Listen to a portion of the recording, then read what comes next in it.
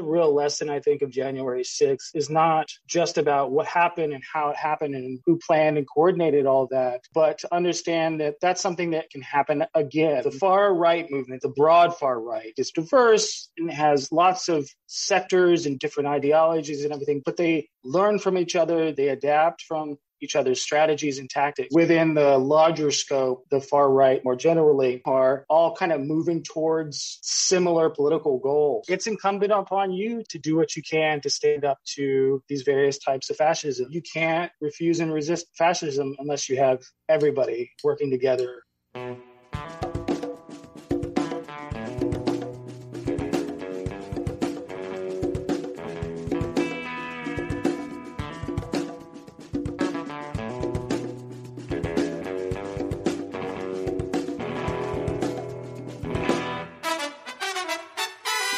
Welcome to episode 132 of the Refuse Fascism podcast, a podcast brought to you by volunteers with Refuse Fascism. I'm Sam Goldman, one of those volunteers and host of the show. Refuse Fascism exposes, analyzes, and stands against the very real danger and threat of fascism coming to power in the United States. In today's episode, we are sharing an interview with journalist Teddy Wilson to discuss the January 6th Select Committee hearing, anti-abortion domestic terrorism, and the rise in antisemitism. Yep, it's a wide-ranging combo. You're going to want to hear it. But first, thanks to everyone who goes the extra step and rates and reviews on Apple Podcasts, shares and comments on social media or YouTube. It helps us reach more listeners, and we read everyone. Of course we do. Here's some proof. Here is a tweet that I'm sharing. Good Point Kathy wrote, fantastic episode. He made the terrifying reality clear. They want total domination, and now SCOTUS is fully complicit. But we should just be patient through decades of this? Hell no. Fight back or I'll split the nation. I ain't living under their theocracy. Thanks, Good Point Kathy. If you want to know more about the episode that she's talking about and who he is that makes this terrifyingly clear, you're going to want to listen to our interview from last week with Andrew Seidel. So go back, listen to last week's episode. And after listening to today's episode, go help us find more people who want to refuse fascism by rating and reviewing on Apple Podcasts and encouraging your friends and family who listen to do the same. Subscribe, follow, so you never miss an episode. And of course, continue all that sharing and commenting on social media. Before we get to this week's interview, we have to talk about where we are right now as this fascist movement slams the accelerator. On January 6th, this fascist mob stormed the Capitol. They shouted, "Where's Nancy?" with plans to murder her and Vice President Mike Pence. Conspiracy theories and cries of a stolen election continue to be the litmus test for GOP leadership. The mass fascist movement has hardened in the wake of their January 6th coup attempt. Fascist initiatives, as we've discussed frequently, are continuing to advance, restricting voting, immigration, and abortion across the country. It is this fascist movement attacking trans minors, like in Florida, where this week the state's medical board viciously banned gender-affirming care for minors. It is the fascist movement storming school board meetings, threatening teachers they slander as, quote-unquote, grooming their children. Our co-initiator, Andy Z, aptly commented in one of our panels prior to the coup attempt that, quote, a huge section of America is completely unhinged from reality and fervently believe their alternate fact-free reality as morally superior and existential for their lives. The destruction of truth is a key factor in the forging of a fascist base, a fascist leader, and fascist rule. We have lived it for 4 years, and it's been metastasizing for 40, end quote. According to a new Pew Research Center survey, 45% of Americans say the U.S. should be a quote-unquote Christian nation. According to Capitol Police, in the 5 years since Trump was elected in 2016, the number of recorded threats against members of Congress increased more than tenfold. Where we are right now, a fascist ex-president who led a violent, lethal, failed coup continues to walk free, to be GOP frontrunner and to hold rallies where he threatens journalists with torture and rape. to gleeful applause from his cult followers. An all-sided effort at voter intimidation, to be clear, all-sided, but all sides of the Republican Fascist Party, is underway, emanating in large part from key leaders of the January 6th insurrection. Trump lawyer and coup plotter John Eastman spoke earlier this month at a summit of prospective poll watchers and vote challengers, inciting election deniers to demand access to polling places and menace voters. This was at one of a number of summits being coordinated in part by the RNC itself. Meanwhile, Steve Bannon called on Alex Jones loyalist InfoWars listeners to become poll watchers, and fascist armed vigilantes have already been seen stationed outside of early voting locations in Arizona. And it is in this context that in the early hours of Friday, October 28th, a man broke through the back entrance of the Pelosi residence in San Francisco, screaming, "Where's Nancy?" He attacked 82-year-old Paul Pelosi with a hammer, fracturing his skull, and attempted to tie him up before the police arrived. His goal was to assassinate the third in command of an administration that he believes is his political enemy, an existential threat. This 42-year-old seems to have traveled the crusty hippie to QAnon fascist pipeline and blogged that horrific, mind-numbing journey over the past decade, most recently posting vile anti-LGBTQ content and pro-Hitler InfoWars-style screeds involving aliens and blood libels.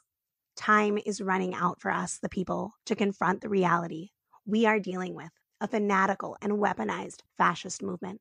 They are emboldened and battle-tested and only becoming more vicious. And they are not going to stop until they have it all, with the full horror that represents, unless we stop them. Trump incited, facilitated, and championed the coup. The Republican Fascist Party called the storming of the Capitol legitimate discourse. The GOP is the party of the big lie of Q, of replacement theory. And the fascist point in all of this isn't just to get elected or pass their policies. Of course it is that, but even more. Their goal is to turn the state apparatus into a qualitatively more brutal, repressive apparatus to thrust oppressed people, Black folks, immigrants, LGBTQ people, women, into an even more subordinate position in society and violate the rule of law wherever they please, even more violently, viciously repressing any challenge to their rule. This is a fascist party that is immune to shame or reason. It is a movement that is being normalized. As people talk about the midterms like they're a normal election, as the Republican fascists have already, with speed and ferocity, profoundly shredded the norms, changed the rules, and destroyed lives. And we got to get real. The Democratic Party won't stop this nightmare. Trump, fascist Fox News, and the Republican Fascist Party have branded them as enemies and traitors, literally threaten them with death, try to assassinate them. Yet the Democratic Party consistently pulls to try to work with them, conciliate with them, collaborate with them, treat them as a legitimate party, and this election as a normal election. For instance, it's highly unlikely that Biden will deliver a speech tomorrow where he walks people through, when I say a MAGA movement was semi-fascist, this is what I meant, and displays an enlargement of the pictures of Paul Pelosi's skull being hammered. The Democrats are more willing to live within and coexist with an outright fascist form of rule than to risk open confrontation with fascist forces. Fascism must be resolutely opposed, actively resisted. There can be no reconciliation with fascism except on the terms of the fascists.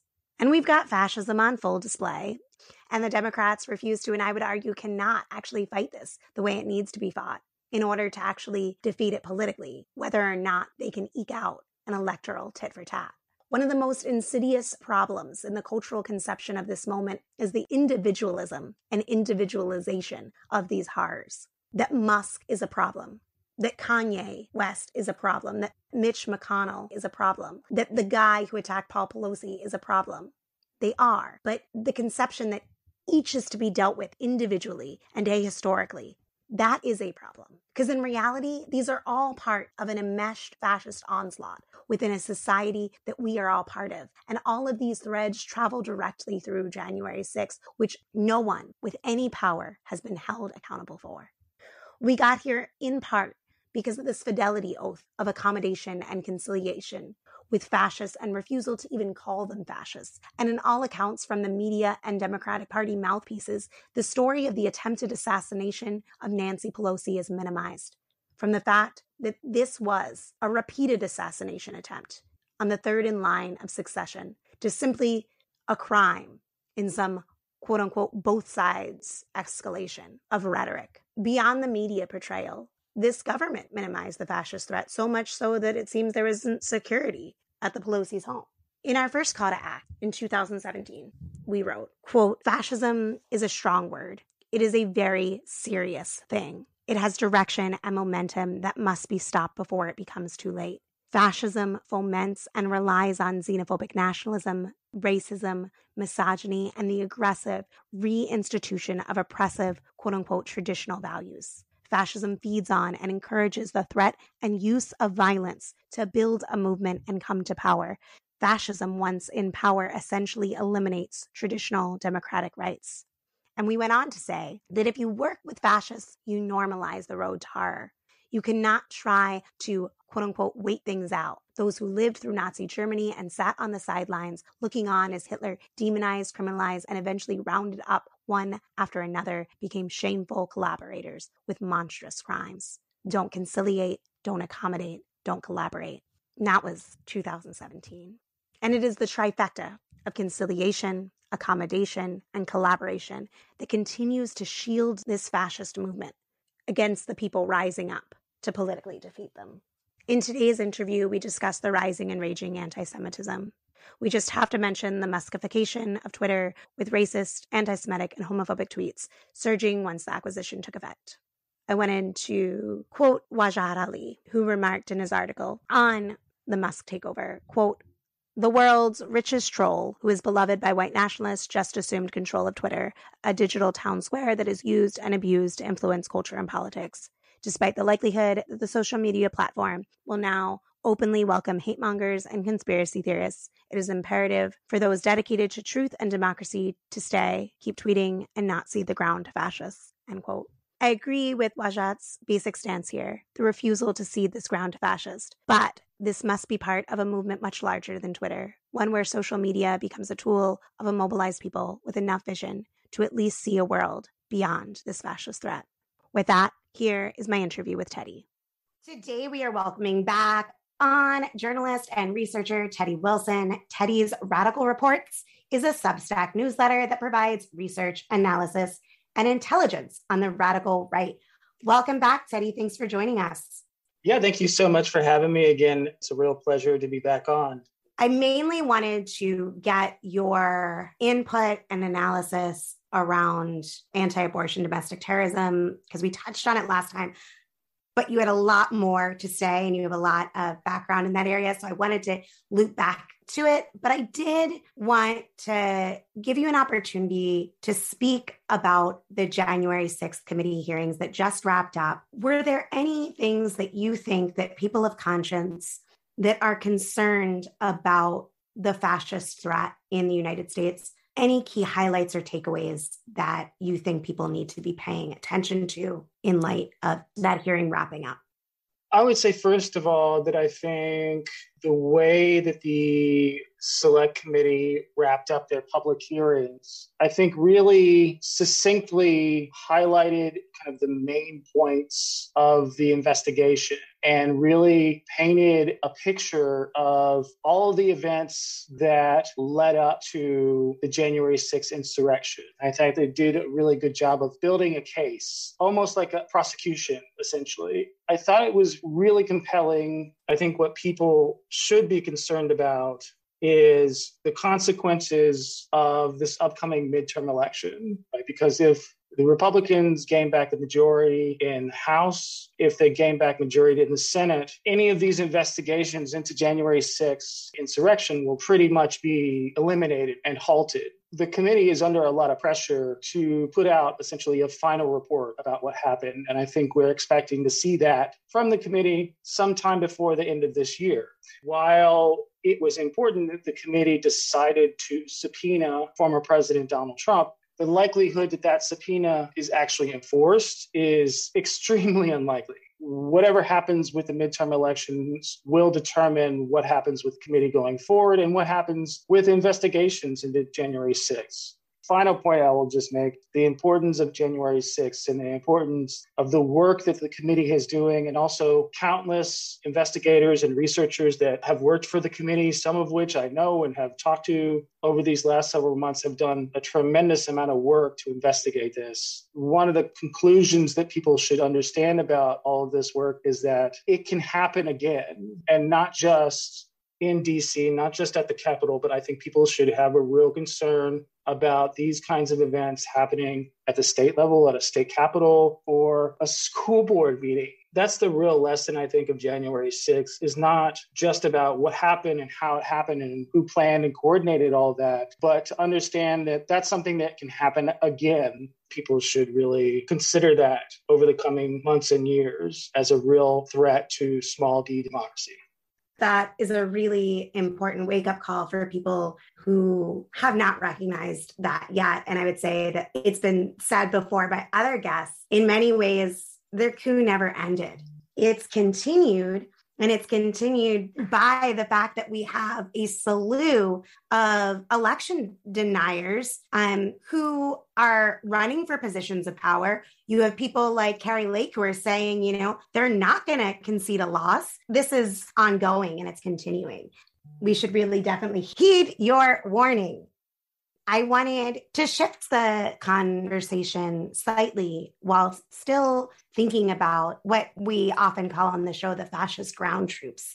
And I was wondering if you could help us understand the overall picture when it comes to these fascist ground troops, that anti-abortion base that is willing to inflict violence to enforce their program.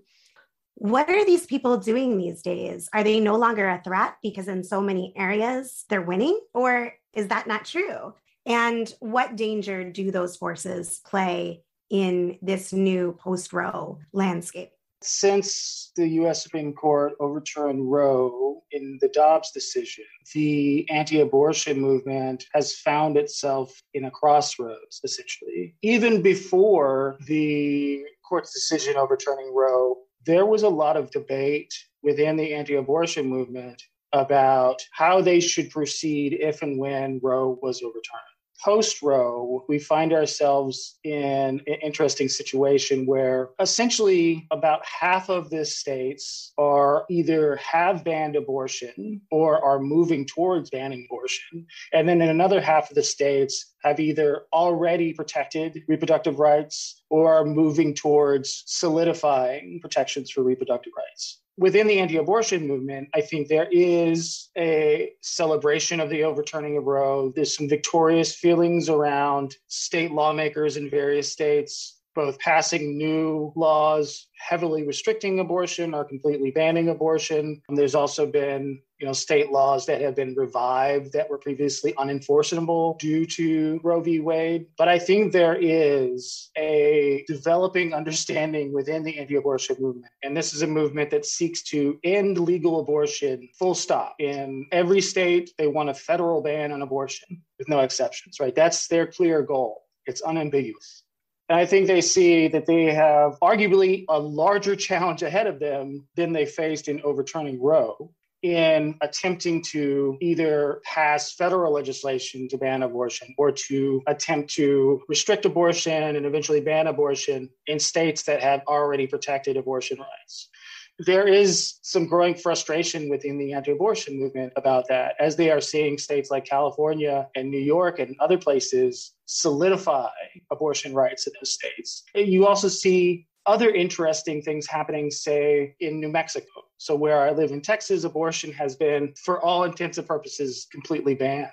New Mexico has always been one of those outlier states that has not just protected abortion, but has really protected the right of pregnant people to access abortion throughout later stages of pregnancy. It's one of those few states where if a woman is pregnant and she's 22 weeks pregnant and all of a sudden finds out that there's a fetal abnormality or that she's at risk for death because of her pregnancy, New Mexico is one of those few states where pregnant people have been able to travel to and get later term abortion care. Now there's a process of New Mexico building additional reproductive health care clinics and abortion clinics on the border of Texas so that pregnant people in Texas can have an easier time accessing abortion care and other types of reproductive health care that they may need.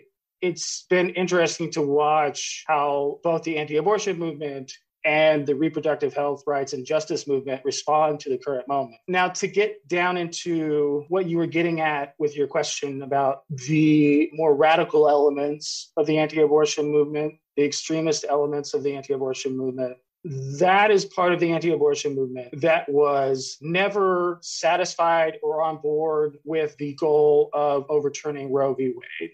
That part of the movement always thought that that was essentially a half measure.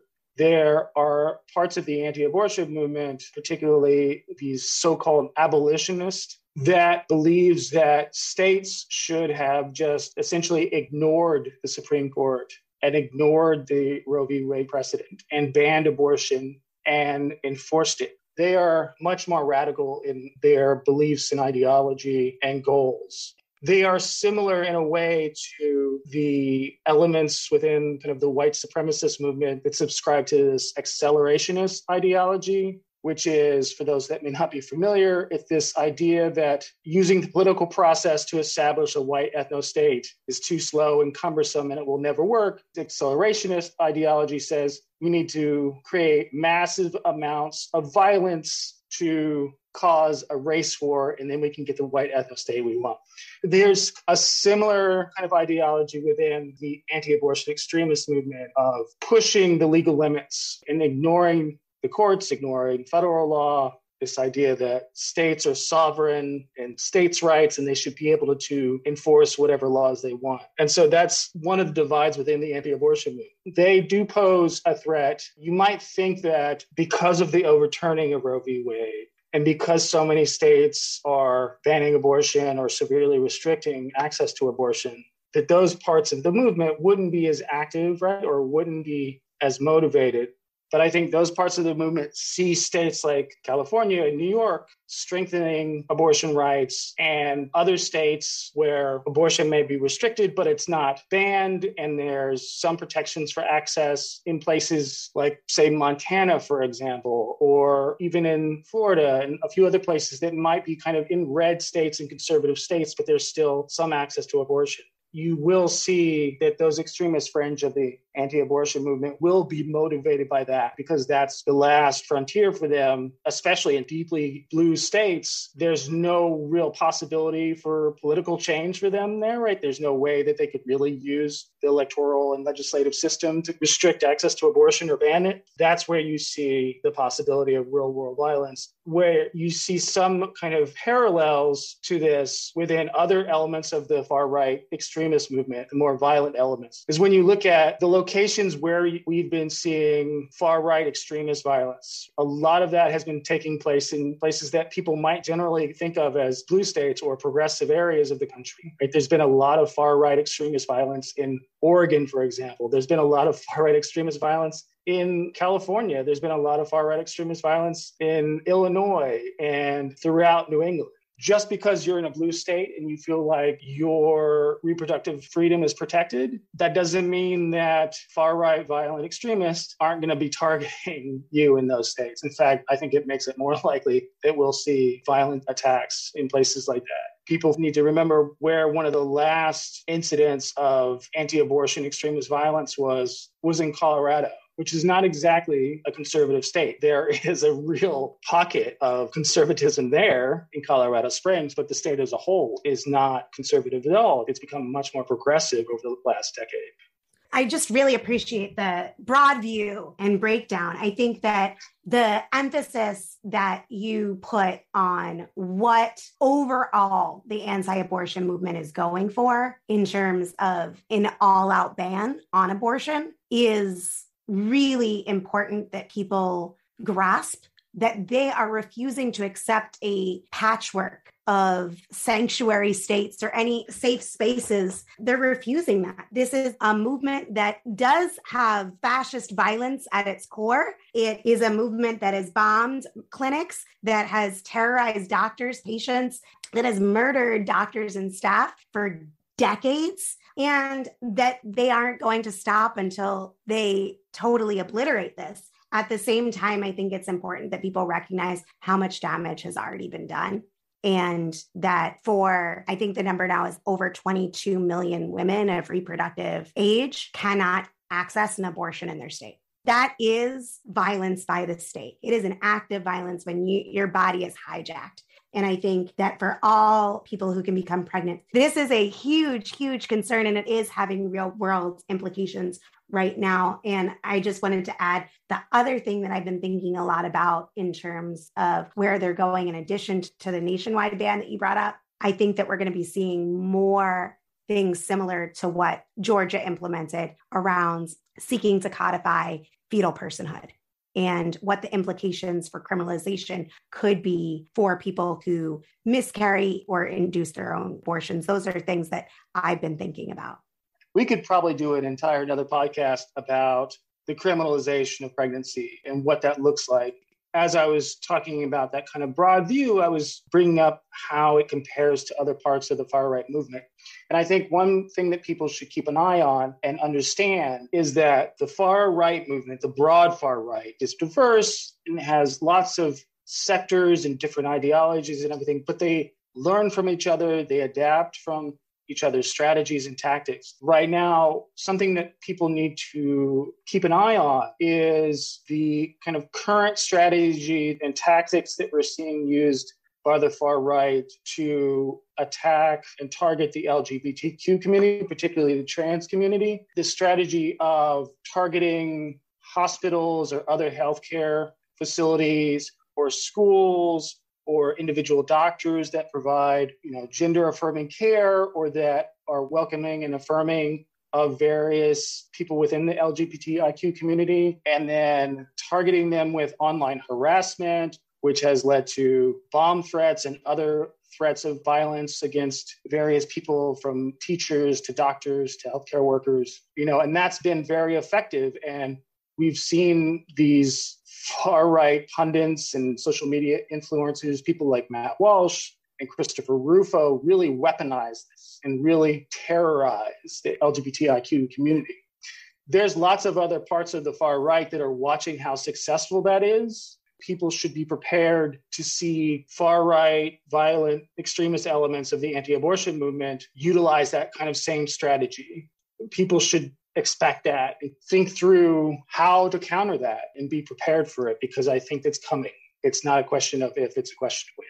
That's really important, and I appreciate you bringing that in. And isn't there overlap, would you say, between those who are vilifying and terrorizing parents who are taking their children to care, the doctors who are caring for them, and those who are on the front lines of the anti-abortion movement? Aren't in many ways those similar people? There are definite similarities between various far-right actors as far as their kind of ideology and who they target.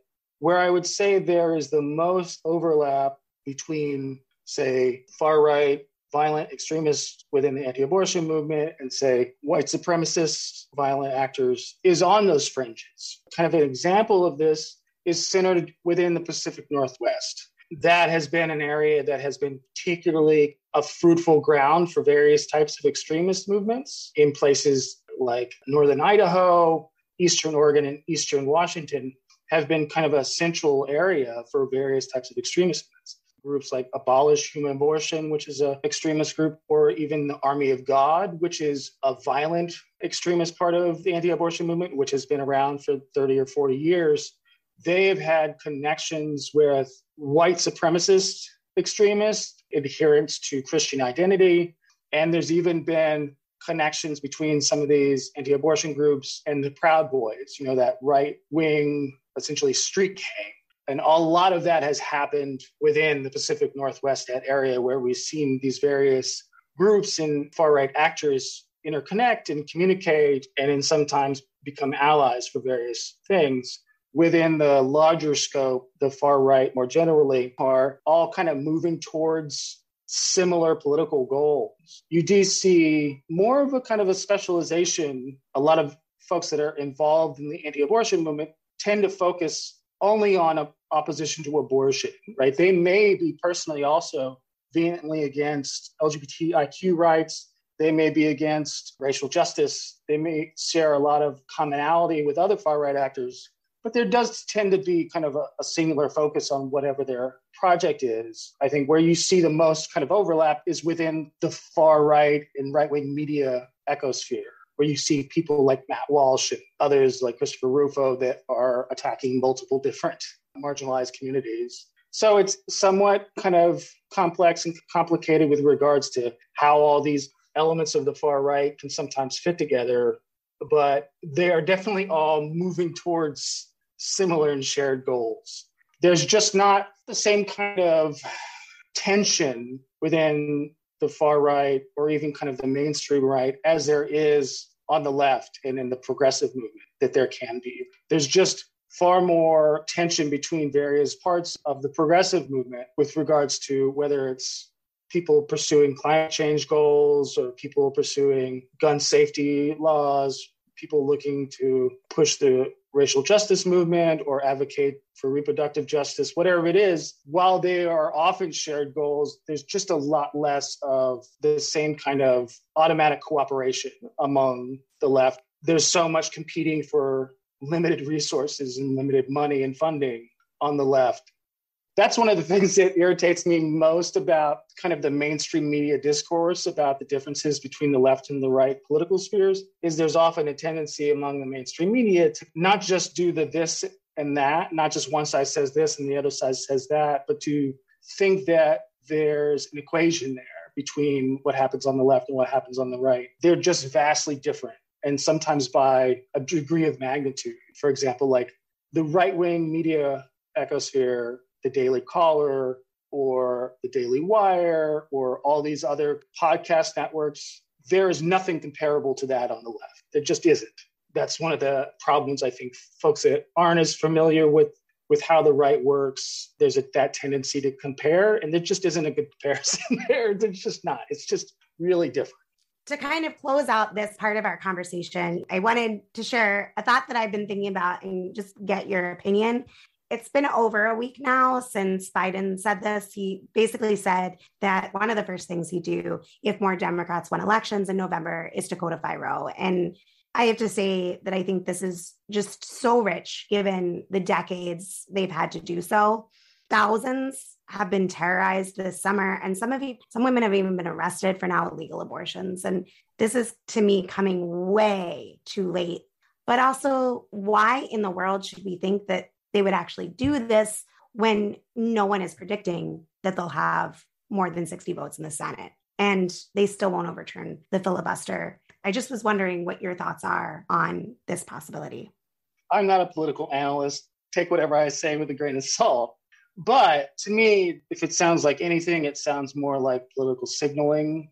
I think you're absolutely right when you point out that essentially they've had a few decades to codify Roe. And there's also just the political reality of the near impossibility of codifying Roe kind of with the current political makeup of Congress. From what I can tell, it does seem like the issue of abortion as a motivating factor for folks voting in the upcoming midterm election has waned a bit on people's minds, because it's been several months now since the Supreme Court overturned Roe v. Wade. And I think folks have a difficult time kind of maintaining a certain level of anger about things like that. Not that these aren't important issues, but it's easy to transition to caring more about inflation and the economy and all these other issues that people are having to deal with in their day-to-day lives. So yeah, I think that's a big part of it. And I think there's also a significant part of me that just thinks that this is par for the course, that the Democratic Party and even kind of more broadly the progressive movement in a whole has often been quick to throw marginalized communities under the bus for political expediency. You probably remember hearing similar arguments about this, like if the Democrats can just, moderate on abortion, come to some kind of compromise, then maybe they can get something else done on gun control or climate change or what have you. I think the history of what we've seen from the Democratic Party, at least over the last 20 to 30 years, has been if we have to give in on abortion rights, if we have to give in on immigrant rights, if we have to give in on rights for the LGBTIQ community, whatever marginalized community we have to throw under the bus to get some kind of milquetoast corporate legislation passed, we're fine with doing that. And so from kind of my cynical point of view, that it just seems like par for the course on what happens in our current democratic politics. Thanks for sharing your perspective. I think it's helpful. And I think that there is a lot to unpack in terms of why and how we've allowed this to become so normalized, the attacks on abortion, that is. And there are many examples of other things that we've seen this happen to. And it's like, how many times are we going to do the yesterday's outrage that sent us fuming becomes, oh, this is just how politics are, to people not being able to imagine people even having the right to abortion. That keeps me up at night. Today, October 27th, marks 4 years since the Tree of Life synagogue in Pittsburgh was attacked, where 11 people were killed and 6 were injured. This took place the morning of October 27th, 2018. The synagogue since then has remained closed to the public. And there has been a rise in anti-Semitic rhetoric in the past several weeks, comments from a range of public figures, including Ye, formerly known as Kanye West. They've sparked concern about implications of real-world violence. Trump saying things like, quote, "No president has done more for Israel than I have. U.S. Jews have to get their act together and appreciate what they have in Israel before it's too late," end quote. And I just wanted to get your thoughts on the discourse around the anti-Semitism. Is there a rise that we should be paying attention to? And what danger do you see posed in the elevation of such rhetoric? And is there a connection to real world violence in addition to the harm posed by overt anti-Semitism being platformed? The discourse around Kanye West anti-Semitic comments has been varied from looking at him as kind of a clownish figure, that he's had a history of making outlandish statements over the past several years. There is a part of the discourse that tends to view it more within that kind of prism. There has been some interesting and insightful commentary on his statements and seeks to unpack it a bit, because there's a lot there to really chew on. One good piece that I would recommend folks read was published in the Washington Post by Karen Ataya. And I'll just quote from the way she ended the piece. "I only wish we could cancel the rabidly racist white men in our culture and politics, just as we've done for an ignorant Black rapper who makes really ugly shoes." It's a great piece in a whole to read. I think it's important. It really kind of delves more into it from the perspective of a Black woman. So I think that's a good piece for people to read. Also, Talia Levin, who is the author of Culture Warlords, who has spent years studying anti-Semitism and white supremacist rhetoric online. She wrote also a great piece in Insider that I would recommend people go read. So I think the kind of discourse around Kanye West anti-Semitic comments has kind of been varied. Everybody kind of has a take on it, but most of the takes that I've seen have been kind of surface level. There's not been a real unpacking of the things that he has said and why they are anti-Semitic, or like how he is using these anti-Semitic tropes. I think partly because some of what he said takes a while to unpack some of the stupidity that is within there before you can get down to the anti-Semitic tropes. As far as the rising amount of anti-Semitism that we've seen and how that translates to real world violence, that is real. Like, I'm someone that, as a part of publishing my newsletter at Radical Reports, I'm constantly monitoring various types of extremist activity, particularly violent extremist incidents across the country, motivated by various parts of the far right. everything from the militia movement to the white supremacist and neo-Nazi movement to explicit anti-Semitism coming from various kind of neo-Nazi groups. One data point, the Anti-Defamation League, which tracks all these various types of anti-Semitic incidents around the country. We're coming to the end of October. There's already been more anti-Semitic incidents this year than there was the entirety of the previous year. So I think we're coming up on 300 specific anti-Semitic incidents of Nazi propaganda or violent targeting of Jewish individuals or organizations. There is just, from a numbers perspective, more anti-Semitic incidents this year than there was last year than there was the previous year. There's been an increase over the last 3 or 4 years, especially since 2016. And I would say, as someone that monitors this and tracks what is happening, I can just look at what happened this week, not just in response to Kanye West. There has been some real world consequences from the statements made by Kanye West. In addition to this neo-Nazi group that hung anti-Semitic white supremacist banners over the freeway in Los Angeles, the Holocaust Museum in Los Angeles extended an invitation to Kanye West to come visit the museum and maybe get educated. Since that became public knowledge, the Holocaust Museum has been targeted with violent threats by neo-Nazis and white supremacists, both online and in real world. So the museum has had to respond to that. But in other places, there's been even more. So there's been a number of anti-Semitic incidences in Tempe, Arizona, so much so that the mayor of the city had to speak out about it and talk about how they were going to respond to that. In North Carolina, over the last couple of weeks, there's been hundreds of anti-Semitic, white supremacist, neo-Nazis flyers that have been distributed in several towns all over the state of North Carolina. A few other cities around the country, there's been incidents of either protest or propaganda from various neo-Nazi groups being spread in neighborhoods, particularly. And of course, there's been violent threats that have been targeted at Jewish houses of worship, specifically in response to the anniversary of the shooting in Pittsburgh. So that's all just this week. So there's not just evidence from a data standpoint as far as how much there has been, but just looking anecdotally around the country about what's going on, there's a lot of evidence that shows that this is increasing.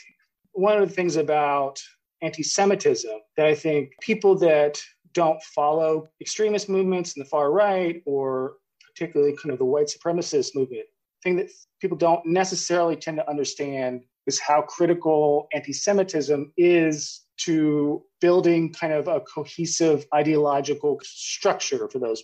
White supremacists, yes, they target all kinds of minority and marginalized groups. They are anti-Black, they're anti-immigrant, many of them are even anti-Catholic. There's been more and more of them that have targeted the LGBTIQ community, particularly the trans community. But where anti-Semitism typically fits in is that it's their explanation for who is behind what they view as the dilution of the white race. That's why you see them blaming Jews, and not necessarily powerful Jews. Like, they target any Jewish person online because they view them as the conspirator behind all of everything that they hate. And it's something that they take particular umbrage with because for most Jewish people, for most people of the Jewish faith, particularly in the United States, they can pass as white. I mean, I've heard people say this that I've known that have talked to me about kind of living as a Jewish person in America. You're white until people find out you're a Jew. When you read white supremacist neo-Nazi rhetoric online, I think that's one of the things that they hate the most about Jews is their ability to pass as white. Kind of a phrase you hear is a race traitor, essentially. That's what I think people need to understand about how insidious anti-Semitism is because it's not just targeting Jewish people out of hatred. It's also, they are built into the DNA of the white supremacist movement's ideology. And that gives them a cohesive reason, quote unquote, to hate every other marginalized. It's definitely a rising problem. And then when people like Kanye West or Trump or anyone with a large reach and a large audience makes anti-Semitic statements and doesn't receive immediate pushback, it's going to inspire more anti-Semitism, and it's going to lead to more real-world violence and targeting of people of Jewish faith. I wouldn't say that people should try to understand white supremacist ideology or thinking in a kind of logical way, because it falls apart as soon as you apply logic to it. But there's white supremacists online cheering Kanye West for making these anti-Semitic comments and kind of repeating their kind of talking points about how they talk about Jewish folks. That's where you see where anti-Semitism trumps anti-Blackness in a way, because it's kind of the glue that holds it all together. As much as we talk about Kanye, which we should, because people have been unleashed and emboldened by those statements being so platformed, let's not lose sight of Tucker Carlson and others who gave him endless airtime and who have said the same thing. When Kanye was invited to go to the Holocaust Museum, he said, nah, Planned Parenthood is my Holocaust museum. There's also a direct connection there between anti-Semitism, white supremacy, and anti-abortion. I won't go into it in detail, but if folks are interested, I suggest reading the work of Dr. Carol Mason, who's a professor at the University of Kentucky. She's written a book about the anti-abortion movement. It's all about the apocalyptic narratives of the anti-abortion movement. And she's done a lot of work in connecting white supremacy and anti-Semitism within the anti-abortion movement. There's a lot of evidence there. Everything going back decades in which the far right portrayed abortion doctors as caricatures of Jewish doctors in cartoons. So there's a definite connection there. So yeah, once again, I recommend if folks are interested in kind of reading more in depth of that, check out the writings of Dr. Carol Mason. We'll include it in the show notes.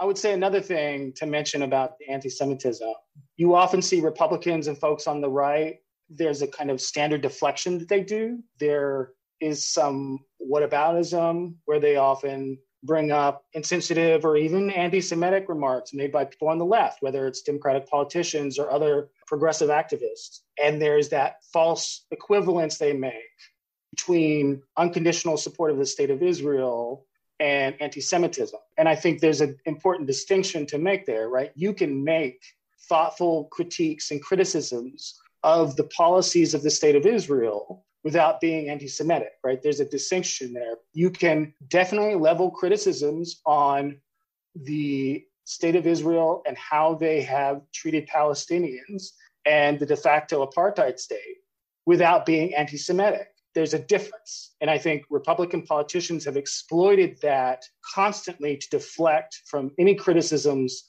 of anti-Semitism. What you always see whenever any Republican politician is criticized for any kind of possible anti-Semitism is, I am a stand-fast supporter of Israel, which is not the same thing as not being anti-Semitic. There's a lot of Jewish folks in America that think to themselves, like, I'm an American, I'm not an Israeli. What you're saying makes no sense to me.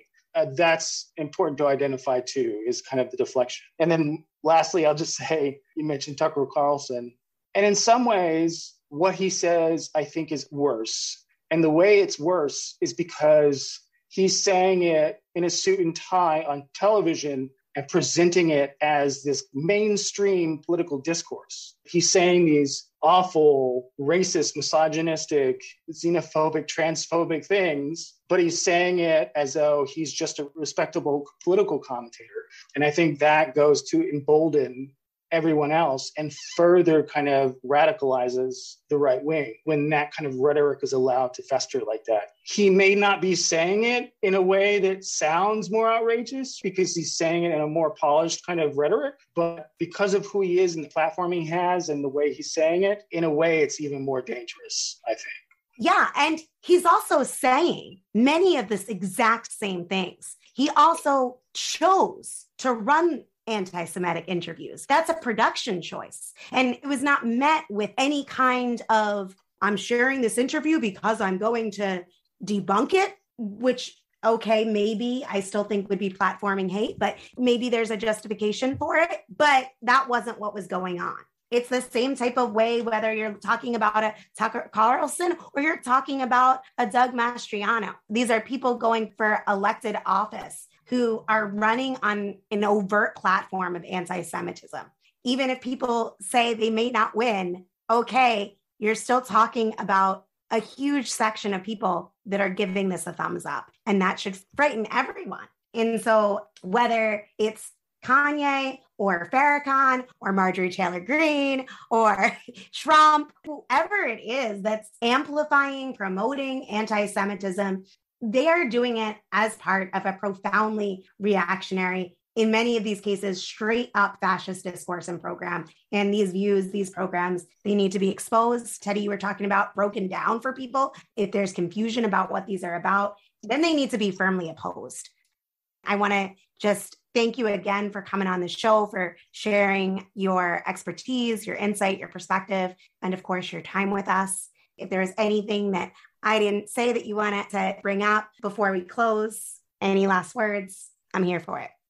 Thanks so much for inviting me on. It was a real pleasure to get to talk to you about all this. And if folks are interested, they're interested in finding my work, you can find me on Twitter at Report by Wilson, and you can find my newsletter on Substack. If you go to radicalreports.substack.com, there's a free and paid version of the Substack if you want to subscribe. So for those that are listening, I'd be grateful for either one of those. It always seems like there's so much more that we can talk about, even though that we're talking about some subjects that can get pretty heavy. I think it's important to be able to talk about these things and really dig into them and digest them and unpack everything. There's just so much information out there for people. I think it's important to kind of take a minute and really talk about what all these things mean and to get a deeper understanding of it, because in many ways, the things that we talked about today, they can affect people in their everyday lives, whether it's extremists trying to subvert the democratic processes in elections, whether it's state or local elections, to extremist violence that could be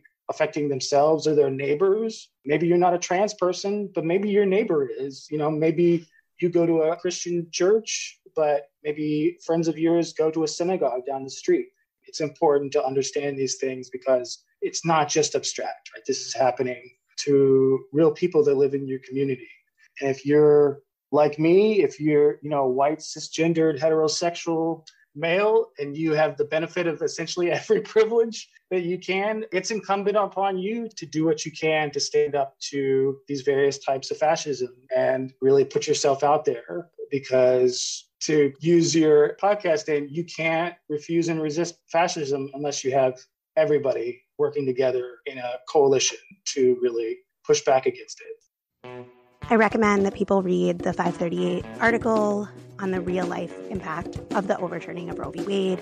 The report that they utilized from WeCount was released October 28th. The report details that at least 10,000 fewer abortions have occurred because of Roe v. Wade. These numbers are just the early warning signal, and I recommend that people read the full report on the implications of the early months since the overturn of Roe, the Dobbs decision, and I've linked to the article, which links to the full report in the show notes. Forced motherhood is female enslavement. This must never be accepted or accommodated to. Legal abortion on demand and without apology everywhere. Thanks for listening to Refuse Fascism. We want to hear from you. Share your thoughts, questions, ideas for topics or guests, or lend a skill. Tweet me at Sam B. Goldman or drop me a line at samanthagoldman at RefuseFascism.org. Thanks, Harold, for writing me this week. Or leave a voicemail by visiting anchor.fm/refuse-fascism and hitting the message button. Want to support the show? Awesome! It's simple. Show us some love by rating and reviewing on Apple Podcasts or your listening platform of choice. And of course, follow, subscribe so you never miss an episode. When you share this, you are helping change the way people think that prevents them from taking necessary action. You help people look at uncomfortable truths and act with daring. Together, we're forging understanding and relationships aimed at preventing the consolidation of fascism. So chip in to support our pod and content creation to help people understand and act to stop the fascist threat. We have no sponsors. We count on you. You can donate by visiting refusefascism.org and hitting the donate button. Thanks to Richie Marini, Lena Thorne, and Mark Tinkleman for helping produce this episode. Thanks as well to incredible volunteers who do transcripts for each episode. Be sure to visit RefuseFascism.org and sign up to get them in your inbox each week. We'll be back next Sunday. Until then, in the name of humanity, we refuse to accept a fascist America.